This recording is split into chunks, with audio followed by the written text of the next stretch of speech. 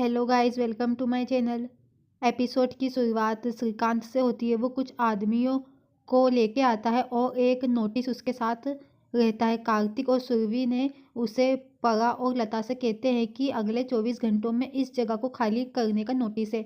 जगह पटेल की थी और उसने ताई के साथ मिलकर ताई के साथ पार्टनरशिप की है। कार्तिक ताई से बात करने जाता है। मेहर ऑफिस के बाहर आती है। जो आदमी नेम प्लेट लगा रहा था वो उसे गिरा देता है। मेहर उसे डांटकर दूर भेजती है और खुद नेम प्लेट लगाती है और उसके नाखून में लग जाती है। वो लाल गुलाबों से सजाए गए ऑफिस की सफाई करती है और सोचती है कि कार्तिक ने कहा था कि वो ठीक 9 बजे पहुंचेगा।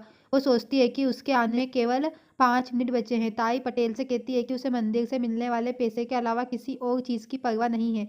किशोर कार्तिक को अंदर आते देखता है। ताई कहती है कि वो कार्तिक के लिए ये सब कर रही है। पटेल खड़े होकर कार्तिक को देखता है, लेकिन ताई ने उसे डांटते हुए पूछा कि क्या कार्तिक मंत्री है।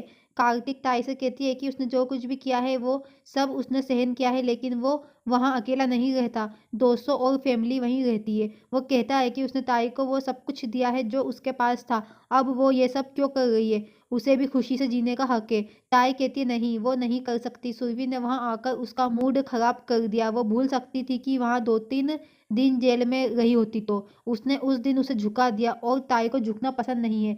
ये उसकी पीठ में दर्द देता है। वो बदला लेने के लिए ऐसा कर रही है। वो उनके रहने की जगह पर एक विशाल मंदिर बनाएगी। कार्तिक कहता है कि वो उसे ऐसा नहीं करने दे सकता। ताई कहती है कि उसने ये सब कानूनी रूप से किया है। वो उसे आज कुछ भी देने की पेशकश करती है। वो उसे मंदिर से एक बर्तन लाती है और कहती है कि उसने उसे 1 रुपया दिया था जिस दिन वो गया था। इससे उसकी मदद नहीं होगी। वो आज उसे ये बर्तन दे रही है। इसमें पैसे इकट्ठे होंगे जब वो भीख मांगेगा। जब मंदिर बने तो वो उसके पास बैठकर भीख मांगेगा। और हंसती है और कार्तिक को लात मारती है। पीछे से उसके बाल पकड़ती है और पूछती है कि क्या वो ताई की योजना में हस्तक्षेप करेगा। उसे पछताना पड़ेगा। वो अपने गुंडों को बुलाती है और उनसे कार्तिक को पीटने के लिए कहती है।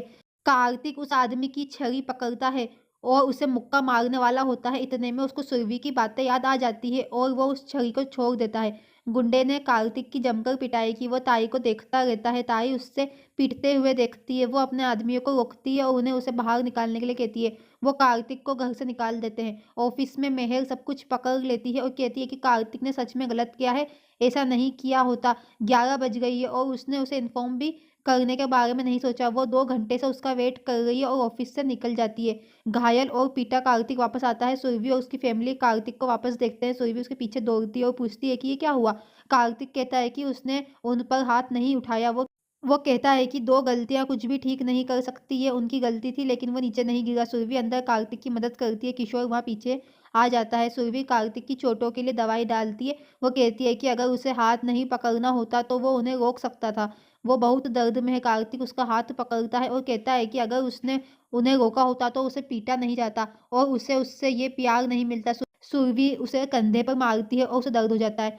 मेहर आती है और सुनती है कि कुछ लोग कमला ताई और कार्तिक को पीटे जाने की बात कर रहे हैं। सुरभि कार्तिक के घाव को साफ करती है। मेहर उसे बाहर से देखती है और चली जाती है। ताई अपनी फैमिली और पटेल के सामने इस परियोजना के बारे में दावा करती है। वो पूछती है कि क्या प्यारे अब उसकी प्रतिभा को स्वीकार करता है। उन्होंने बाहर पानी गिरने की आवाज़ सुनी। ताई प्यारे से पूछती है कि क्या उनका टैंक ओवरफ्लो हो रहा है।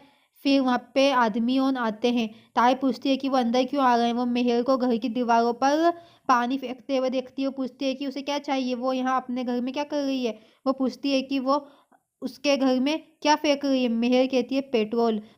वो मुस्कुराती है और कहती है कि ये अनियंत्रित पेट्रोल है, मतलब बिना मिलावट वाला। कार्तिक सिर्फ उससे बात करने आया था ना, फिर उसने उसको क्यों पीटा।